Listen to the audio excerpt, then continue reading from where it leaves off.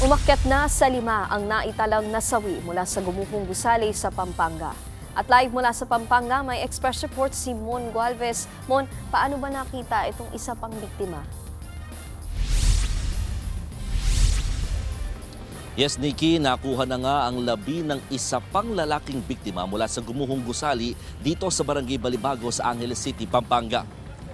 Base sa report ng Bureau of Fire Protection Central Luzon, mag-aalas 8 ngayong umaga nang ma-recover ang bangkay.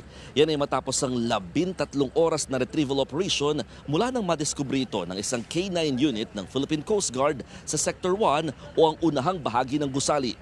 Pahirapan ang pagkuha sa mga labi dahil natabunan nito ng mga bakal at naglalakihang tipak ng bato. Mano-mano at maingat daw na inialis ng mga rescuer ang mga debris para masigurong hindi na mapipinsala pa ang katawan ng biktima. Pakinggan natin ang pahayag ng Angeles Public Information Office. Kasi maraming mga scaffoldings, mga bakal-bakal na kailangan tanggalin dun sa site ng careful, no, para hindi mapin down. We are trying to retricate the body, sana full, no. Baka kung hindi po tayo magiging maingat, baka magkaroon ng dismember doon sa kanyang part of the body. Yun po yung iniiwasan natin. So as much as possible, makuha po natin sila ng buo at maayos. Dahil dito, umakyat na sa 5 ang bilang ng nasawi habang nasa 15 pa ang mga nawawala. Sa ngayon, inaalam pa ang pagkakakilanlan ng lalaki na natagpuan nga sa guho. Narito ang pahayag ng alkalde ng lungsod. Medyo nasa na po, no, na state of decomposition na po, no, kaya hindi pa natin madidetermine as of now.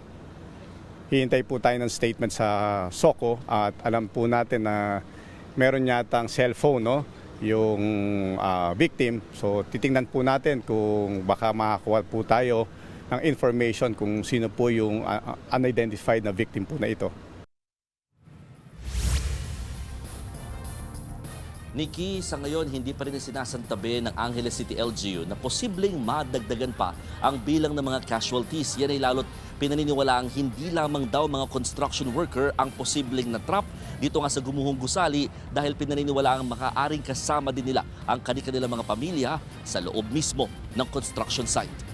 Nikki. Mon, since nasabi mo nga yan, no, sa ngayon ba walang kumpirmasyon kung meron pang ibang nabaon sa guho? Saan ba nakuha yung impormasyon na meron mga kasamang kaanak ang mga trabahador?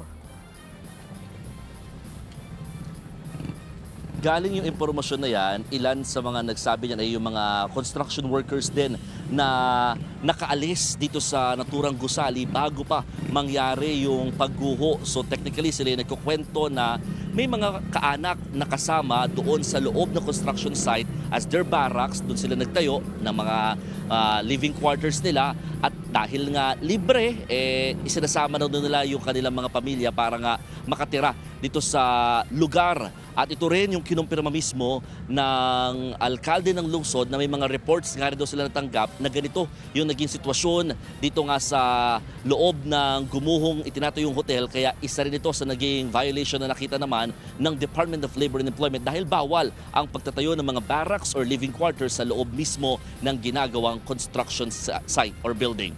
Nikki.